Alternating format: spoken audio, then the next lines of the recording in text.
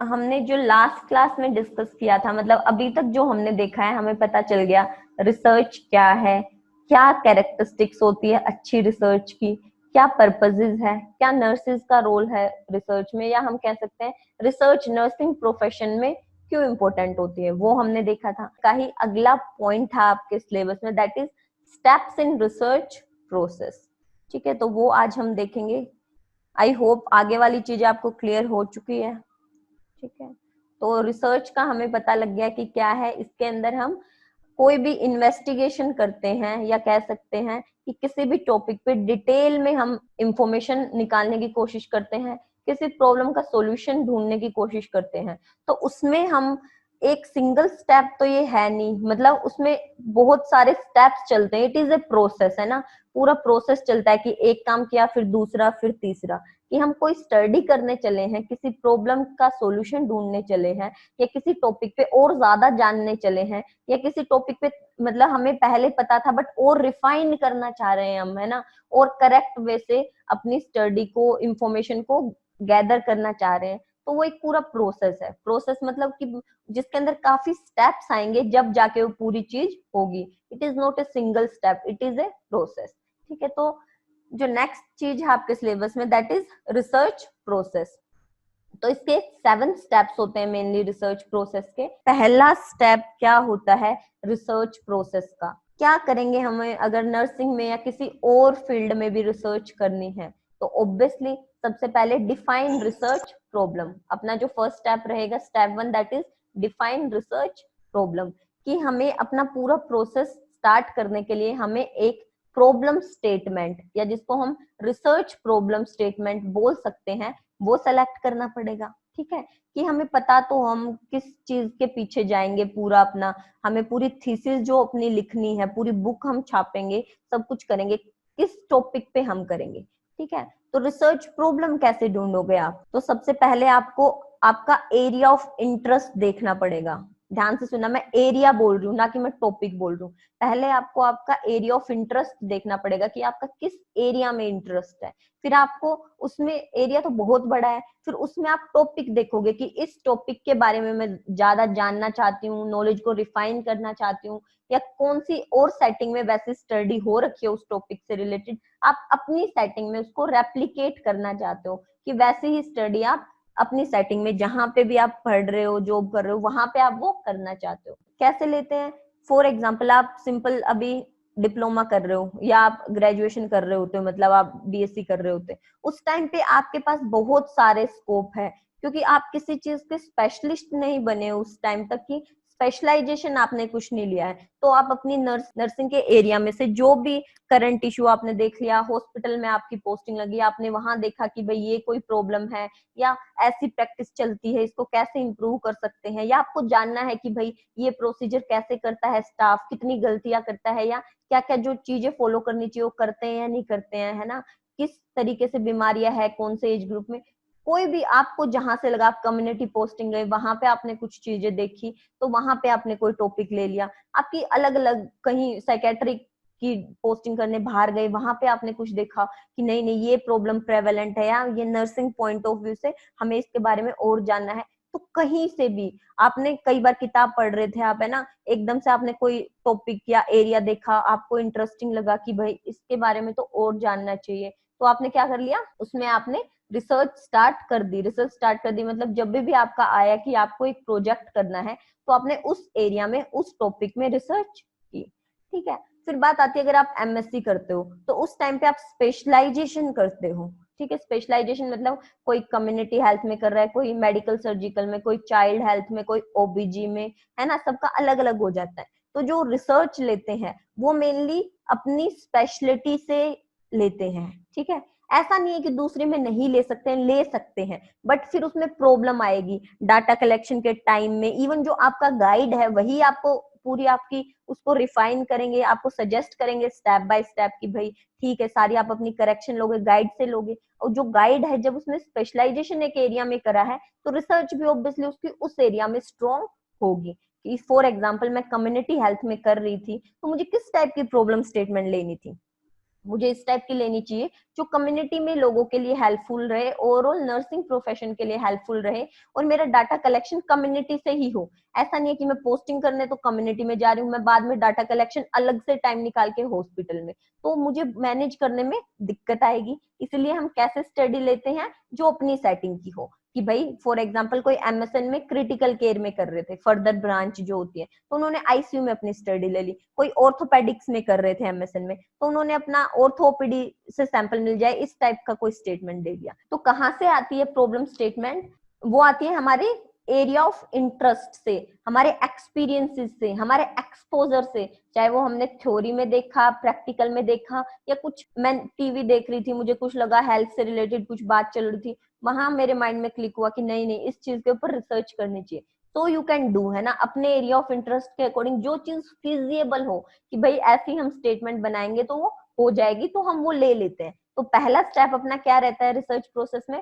First thing is define research problem. मतलब researcher अपना area of interest देखेगा, मतलब किस सब्जेक्ट में किस एरिया में करना है, उसको और नैरो डाउन करेगा कि भाई क्या टॉपिक लेना चाहिए, फिर उस टॉपिक के कुछ पैरामीटर्स लेगा। एक टॉपिक में बहुत सारी चीजें आप देख सकते हो, बहुत तरीके से आप वो स्टडी कर सकते हो, तो आप में उसके पैरामीटर्स, आप वेरिएबल्स अपने देख लोगे कि भाई इसमें मैं ये वेरिएबल लेके अपनी स्टडी करूंगी। ठीक है, सो फर्स्ट स्टेप रहता है define research problem. Step 2 will be review of literature, कि आपने अपना प्रॉब्लम स्टेटमेंट बना ली, इससे पहले मतलब जैसे ही आप प्रॉब्लम स्टेटमेंट बनाओगे उसके बाद आप ऑब्जेक्टिव्स अपने बताओगे, है ना, इसके अंदर मेंशन नहीं कर रखा, बट डायरेक्टली प्रॉब्लम स्टेटमेंट बनने के बाद आप अपने ऑब्जेक्टिव्स बनाओगे कि इस स्टडी के अंदर एट द एंड मुझे ये डिजायर्ड रिजल्ट चाहिए, कि कोई भी मैंने स्टडी की है तो एंड में मुझे ये रिजल्ट मिलना चाहिए, या मैं इस स्टडी से ये रिजल्ट निकालना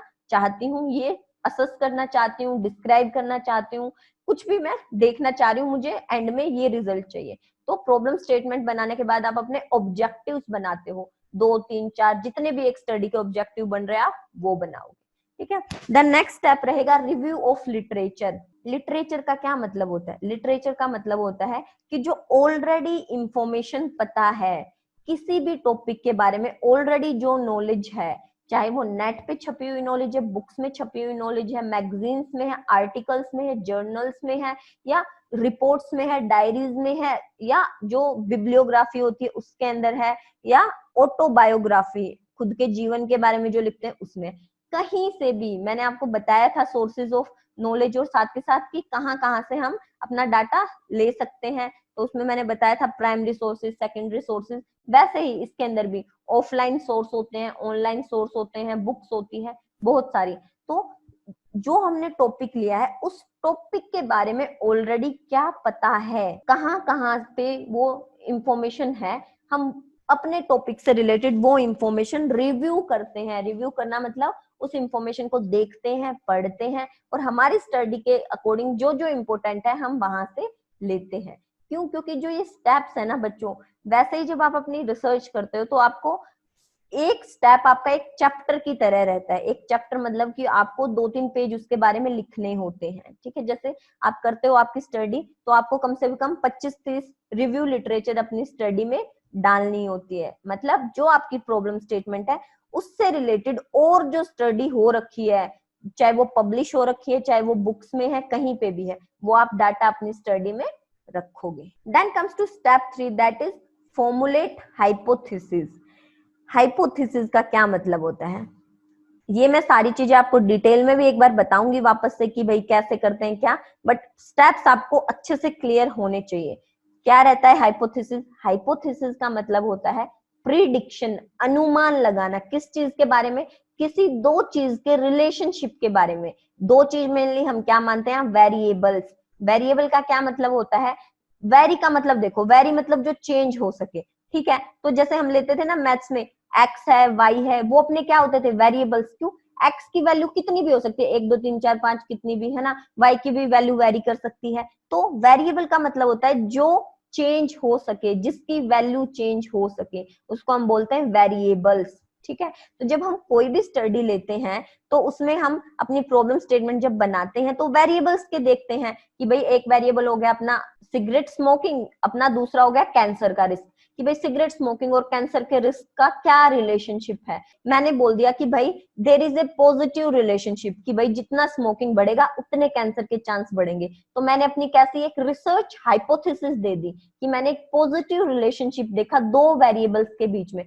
वेरिएबल्स क्या है यहाँ, एक सिगरेट स्मोकिंग है, दूसरा वेरिएबल क्या है, रिस्क ऑफ कैंसर। अब इसकी जगह आप अपनी स्टडी में और कोई वेरिएबल ले लो। वेरिएबल का तो मतलब ही ये होता है जो चेंज हो सके, जिसकी वैल्यू, जिसकी चीजें चेंज हो सके, जैसे एक्स वाई का मैं आपको बता रही हूँ, ठीक है। तो हाइपोथेसिस क्या होती है, it is a prediction of relationship between two variables, कि हम सिर्फ अनुमान लगा रहे हैं, प्रिडिक्ट कर रहे हैं, एक गैस मार रहे हैं, अज्यूम कर रहे हैं कि भाई इन दो वेरिएबल्स का रिलेशनशिप पॉजिटिव हो सकता है, नेगेटिव हो सकता है।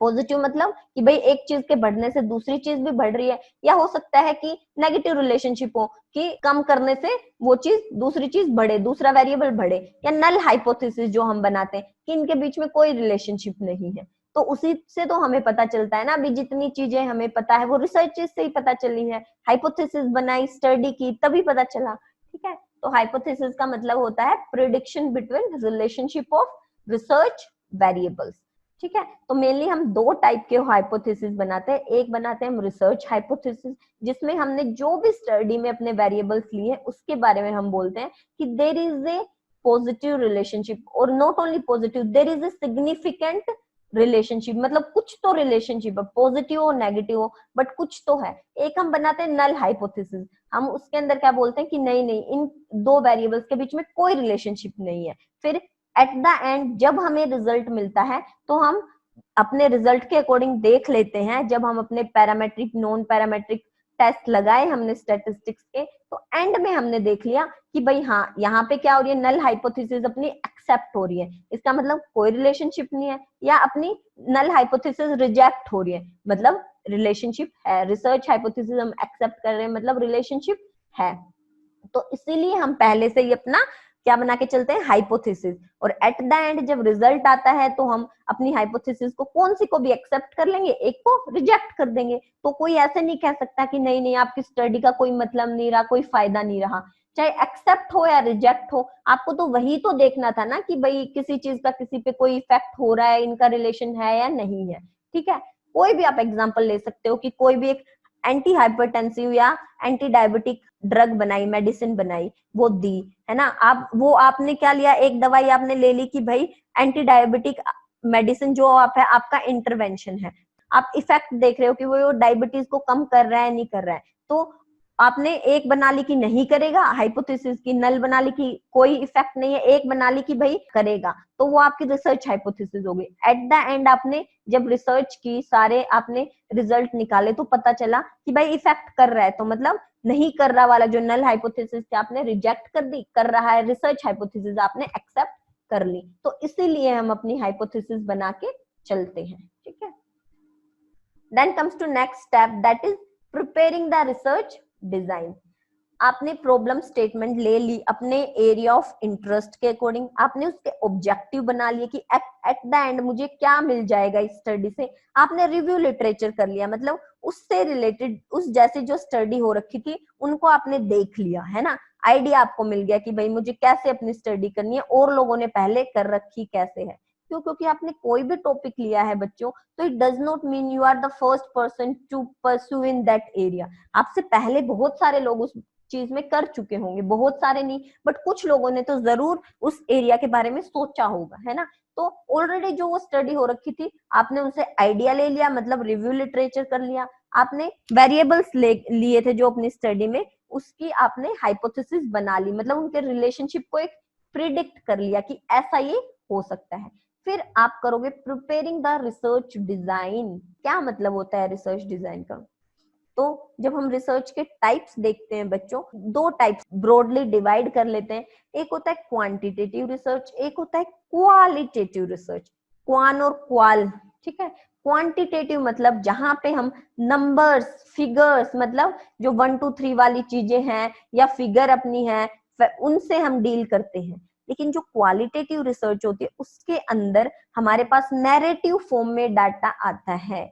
नैरेटिव फॉर्म में मतलब कि उसमें हमारे पास नंबर नहीं आएंगे कि जिसके ऊपर हम डायरेक्ट कोई भी टेस्ट लगाएं, कोई भी स्टैटिस्टिक मीन मोड मीडियन निकाले और अपना रिजल्ट दे दे। उसके अंदर अपने पास पैराग्राफ आएंगे, है ना। जब भी हमने कोई कुछ भी पूछा, कुछ भी रिकॉर्ड किया तो नैरेटिव फॉर्म में पैराग्राफ्स है, लिखा हुआ है ना। उसके अंदर अपने पास सेंटेंसेस है, तो उसके ऊपर आप कौन सा क्या मोड मीन मीडियन लगा दोगे, कुछ भी नहीं लगा पाओगे। तो वो जो स्टडी होती है उनको हम बोलते हैं क्वालिटेटिव स्टडी।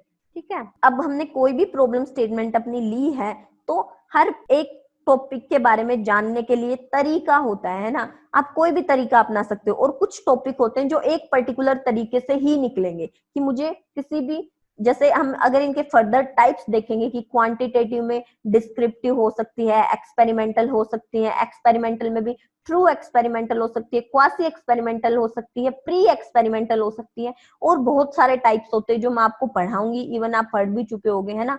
तो डिपेंड करता है कि हमें उस स्टडी में कितना जानना है, किस टाइप के ऑब्जेक्टिव मैंने बनाए हैं, तो उसके अकॉर्डिंग हम अपनी रिसर्च अप्रोच लेंगे कि मैंने क्वांटिटेटिव लिया या क्वालिटेटिव लिया। फिर उसके अकॉर्डिंग हम फर्दर डिजाइन लेंगे कि क्वांटिटेटिव में भी मैंने एक्सपेरिमेंटल लिया या नॉन एक्सपेरिमेंटल लिया। रिसर्च डिजाइन हम सेलेक्ट करेंगे। वैसे ही अगर हमने क्वालिटेटिव में लिया है तो हम देखेंगे कि हमने फिनोमिनोलॉजिकल ली है या इथनोग्राफिक ली है, थ्योरी डेवलपमेंट के लिए ली है, हिस्टोरिकल ली है, किस टाइप की रिसर्च हमने ली है। तो उसके अकॉर्डिंग मतलब अपनी प्रॉब्लम स्टेटमेंट, अपने ऑब्जेक्टिव्स के अकॉर्डिंग हम देखेंगे कि कैसे हम ये स्टडी कर सकते हैं।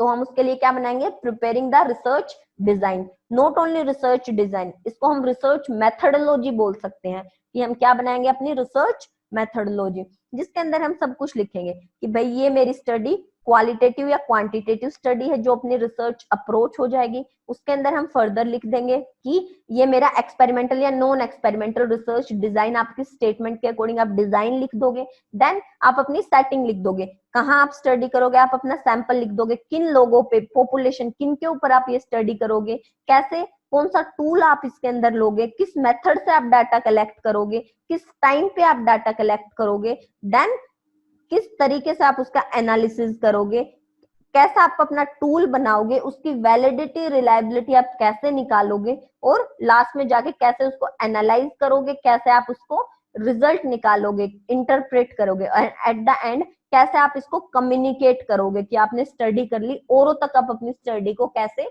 पहुंचाओगे। तो जो रिसर्च डिजाइन या जिसको हम रिसर्च मेथडोलॉजी, मेथडोलॉजी मतलब पूरी रिसर्च का तरीका होता है, वो हम अपना लिखते हैं। ठीक है, then next step is data collection. तो रिसर्च मेथडोलॉजी के अंदर भी आ जाता है अपना, या अलग से भी हम देख सकते हैं। डाटा कलेक्शन बहुत इंपॉर्टेंट रहता है, जो पूरा आपने पहले बना लिया है अपना, ये प्रॉब्लम स्टेटमेंट, ये ऑब्जेक्टिव, ये हाइपोथेसिस, ये अपना रिसर्च मेथडोलॉजी, मेन आपको क्या करना है, डाटा कलेक्ट करोगे तभी तो आप कुछ भी निकाल पाओगे, अदरवाइज पहले वाली सारी चीज वेस्ट है ना। एक्चुअल में जाके आप डाटा कलेक्ट कैसे भी ऑब्जर्व कर रहे हो, इंटरव्यू ले रहे हो, पेपर पेंसिल पे भरवा रहे हो लोगों से, परफॉर्मा जो भी आप कर रहे हो, बट एक्चुअल में जब आप करोगे तो that is main thing, means data collection. तो सब कुछ आपको देखना पड़ेगा, कब डाटा कलेक्ट करोगे, किस टाइम पे, है ना। जैसे आप एमएससी कर रहे हो, 2 साल की आपकी पूरा कोर्स है, उसमें आपको स्टडी करनी है, तो आप फिक्स देखोगे कि इतना टाइम मुझे शुरू में लग जाएगा कि मैं अपना ये प्रॉब्लम स्टेटमेंट बना लूं, ऑब्जेक्टिव बनवा लूं, और बाद में फिर मैं जाके डाटा कलेक्ट कर सकती हूँ इस टाइम पे, जिससे बाद में मुझे प्रॉपर अपना डाटा एनालिसिस इंटरप्रिटेशन के लिए टाइम लग सके। तो सारी चीजें हम फिक्स करते हैं, किन किन से हम लेंगे, किस किस दिन जाके लेंगे, सब कुछ हम अपना फिक्स करते हैं। ठीक है, इनके बीच में ही मेन ये 7 स्टेप्स दे रखे हैं। बट एक चीज और होती है, जब आपने अपनी रिसर्च प्रॉब्लम बना ली, ऑब्जेक्टिव्स बना लिए, रिसर्च मेथडोलॉजी आपने बना ली कि भाई हाँ मैं ऐसे ऐसे अपनी ये स्टडी सेटिंग, ये सैंपल, ये तरीका सब कुछ लेके करूंगी, तो आपको वो स्टडी करने से पहले पूरा आपने जो ड्राफ्ट बनाया है, रिसर्च प्रपोजल बनाया है, मतलब आपने बेसिक बेसिक सारी चीजें लिख ली कि कैसे ये स्टडी होने वाली है, किन पे होने वाली है, कौन करेगा, कब करेगा, सब कुछ आपने लिख लिया। फिर आप उस रिसर्च प्रपोजल को एथिकल कमिटी में भेजते हो। क्या होता है एथिकल कमिटी? हर इंस्टीट्यूशन में, जो बड़े इंस्टीट्यूशन होते हैं उनकी एक अलग से एथिकल कमिटी होती है। एथिकल कमिटी मतलब जो मेनली इथिक्स से डील करती है।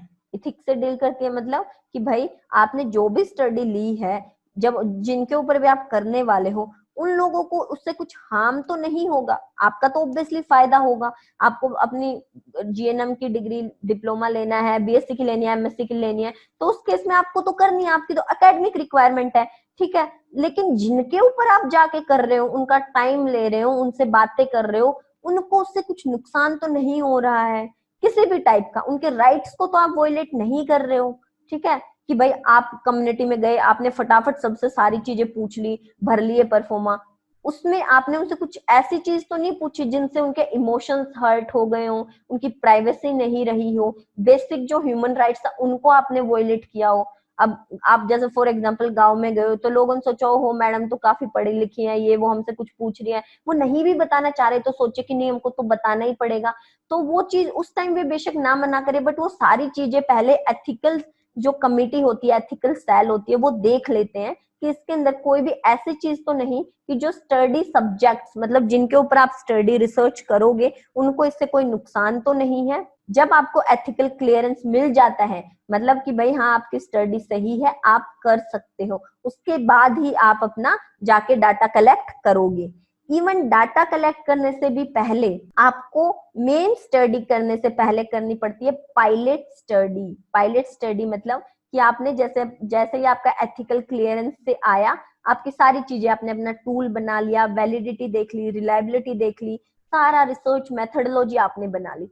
मेन स्टडी करने से पहले कि आपने 300 लोगों से डाटा लेना था, सैंपल आपका था 300, तो उससे पहले आपने अपनी स्टडी का 10 या 15% लोगों पे जाके वो स्टडी करके देखी कि भाई ये हो पाएगी या नहीं हो पाएगी। जब जो मैं पूछना चाह रही हूँ, फॉर एग्जाम्पल मैं टोबैको एडिक्शन से रिलेटेड पूछना चाह रही थी कि भाई लोग इस बारे में बात कर भी रहे हैं या नहीं कर रहे हैं, कि मैं 300 का टारगेट लेकर मैंने अपना पूरा फिक्स कर रखा है, उस बारे में कोई बात ही नहीं करना चाहता, तो मुझे दिक्कत आएगी ना आगे इतनी बड़ी स्टडी करने में, उनसे इंफॉर्मेशन निकलवाने में। या जो मैंने टूल लिया है क्या वो सचमुच वो इंफॉर्मेशन निकलवा रहा है या उसमें मुझे कुछ मॉडिफिकेशन करना है।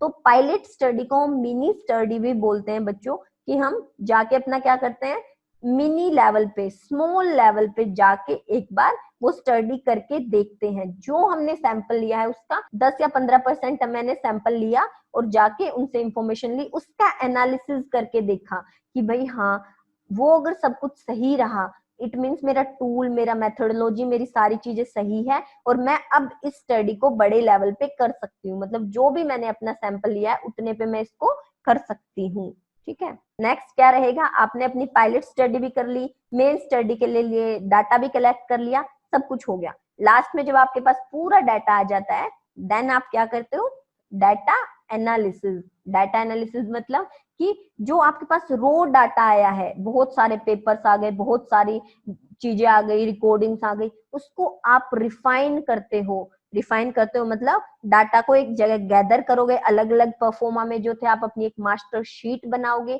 डाटा को आप कंप्यूटर में एंटर करोगे, पूरे डाटा को आप एक्यूरेसी के लिए चेक करोगे कि हाँ मेरा जो भी डाटा था वो सही है, फिर उनको आप कोड दे देते हो, है ना। क्यों, किसी भी सॉफ्टवेयर में आप डालने से पहले, उसका एनालिसिस करने से पहले आप उसको कोड देते हो। कोडिंग मतलब जैसे मेल फीमेल है, जेंडर में 2 आपने लिया है तो मेल को 1 बोल दिया, फीमेल को 2, ट्रांसजेंडर भी लिया है तो उसको 3 बोल दिया, है ना। फिर उसमें ये नहीं रहेगा कि भाई इस जेंडर में क्या था, मेल फीमेल क्या लिया, उसमें सिर्फ कोडिंग रहेगी जिससे आपका एनालिसिस हो सके। कोड करके आपने क्लासिफिकेशन करके टेबल्स ग्राफ्स बना दिए, आपने उसके ऊपर अपना डिस्क्रिप्टिव और इन्फेरेंशियल स्टैटिस्टिक्स लगा दिया। डिस्क्रिप्टिव मतलब आपने सेंट्रल टेंडेंसी देख ली या जो भी चीजें है ना, mean mode median standard deviation देख लिए। इन्फेरेंशियल में आपने parametric and non parametric test अपने लगा के और अपना रिजल्ट निकाल लिया। एंड जो स्टेप होता है that is interpretation and report writing. Means data analysis करने के बाद आपने एंड में उसको इंटरप्रेट कर लिया कि अपने ऑब्जेक्टिव्स के हिसाब से जो रिजल्ट आप चाहते थे आपने एनालिसिस करके वो रिजल्ट दे दिया। इंटरप्रिटेशन देख लिया कि जो आपने हाइपोथेसिस बनाई थी उसमें से आपको नल हाइपोथेसिस को एक्सेप्ट करना है या रिसर्च हाइपोथेसिस को।